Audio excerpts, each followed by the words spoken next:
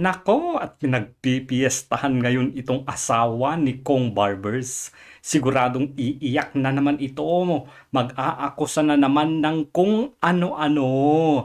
Ito ay tungkol sa kanyang asawa na finailan ng kaso dahil daw sa utang na 29 million pesos. Ano, Kong Barbers? Kaya pa.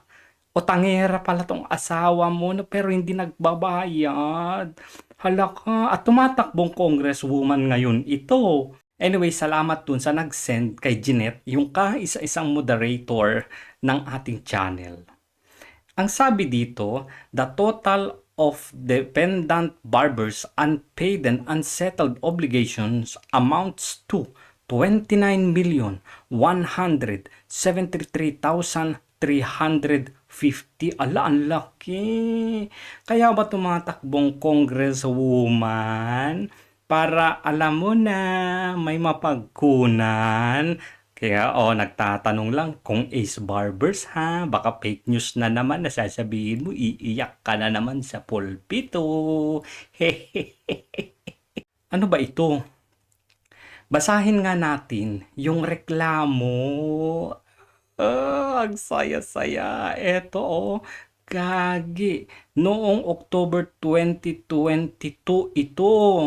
National Capital Judicial Region City of Manila. Ang sabi, ang defendant ay si Bernadette Ace Barbers, asawa ni Ace Barbers. This is a civil action for collection of a sum of money. Ala, naniningil. Bakit tinaguan mo? Defendant Bernadette Barbers, also of legal age Filipino, married and with residence a postal address at number 12 7th Street, New Manila, Quezon City, where notices, summons, and court processes and orders may be served. Hala ka, ano bang nilalaman nito? Tignan nga natin. Kumusta naman? Kung Barbers kaya pa? Tignan nga natin. After defendant Barbers terminated her communication with plaintiff. Ay, ano? Nung nakautang na, blinak na, wala na, hindi na nakipag-usap. Ay, ganun pa yun. The latter started to worry, yung naniningil, giving her mental anguish. Siyempre, 29 million yan.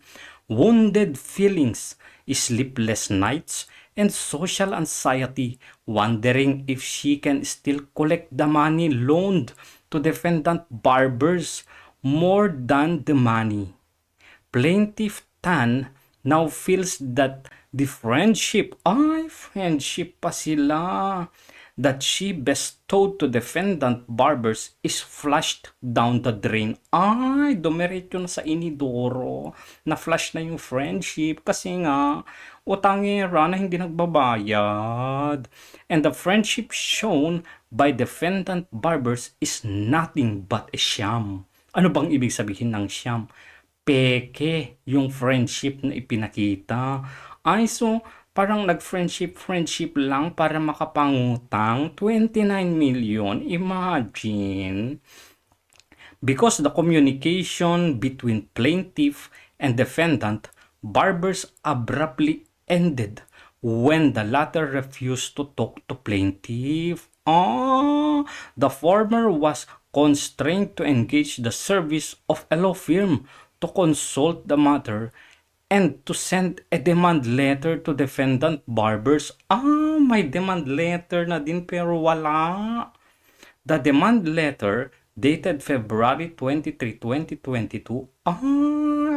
Mahigit isang taon na. Sent by OPC and law offices through LBC Express Inc. and registered mail. An affidavit of service of liaison officer of the law firm is also herein attached. Notwithstanding the demand letter, defendant Barbers still failed to pay. Ay, Grabe! Hindi pa rin nagbayad kahit may demand letter na. Thus, a final demand letter, meron pang isa pa, dated 16 March 2022 was sent to defendant Barbers by OPC and law offices through LBC Express Inc. and registered mail. An affidavit of service of underbar associate who mailed the said letter is also herein attached. The total of defendant Barber's unpaid and unsettled obligations amounts to 29,173,350. Ala, ang laki guys. Ang laki ng utang. Saan ba niya ginamit ito? Hala ka. Meron pa ba? Oh, eto daw siya, oh. Oh, eto siya. Siya, yung asawa. Ala, eto yung asawa ni Barbers. Ayoko nang magsalita. Ala, parang may kamukhang artista. Sino sa tingin nyo guys yung kamukhang artista nito? Meron ako yung nasa isip ko. Baka sabihin na naman na nag-aano ako ha. Nang iintriga ako. Ala ka, Barbers. Yuhu. Kumusta naman ang buhay-buhay, bossing?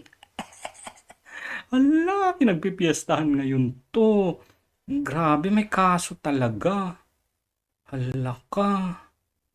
Grabe, nakakahiya no. Tapos, parang kung sinong ang linis-linis nila. And ang nakakatakot dito, tumatakbo to na congresswoman. So, ano ang purpose ng pagtakbo mo bilang congresswoman ngayon? Hala ka. Balita ko, malaki ang bigayan sa mga congressman. Ano ba to? Barbers. O ano? Iiyak ka na naman. Sasabihin mo na naman na paninira ito. Paano naging paninira ito na naman? Kasi mag-e-eleksyon, bakit ngayon nilabas, bakit ngayon kinasuhan? Magbayad kasi kayo ng utang. Ano bang inutang nito? Alam niyo ba kung ano ang inutang nito, guys?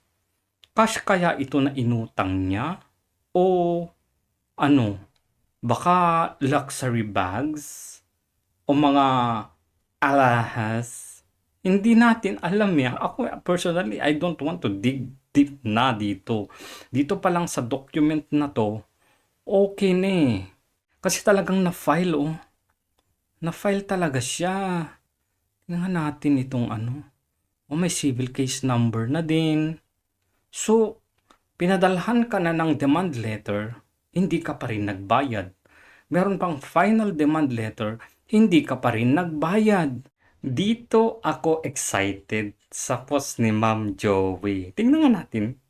Kung binakbakan, may paganito na sila. Tingnan nga natin. Tricom, wala kaming balak i-contempt kayong mga vloggers. Okay, iba yan. Dapat ito ang pinakita mo, Barbers. Dapat daw ito yung pinakita mo, Barbers. Hala ka. There are few things I want to know from this public document, Ace Barbers. Bakit tatakbong congresswoman ang asawa mong si Bernadette? Nabayaran na ba niya ang utang niya na 20 million pesos? Worth of luxury bags. Oh my God. So mga bags ng mga luho nga ito. 29 million. Luxury bags. Kasi worried kami eh. Ang dami ng congresswoman na nagpaparada ng mga Hermes, Prada, Dior, etc. Pero di ma-explain kung paano nakabili. Number 1, sino? Kimball. Para parada ng mga Prada, Dior, Hermes. Saan kaya galing yung mga pinambili? Hindi ma-explain.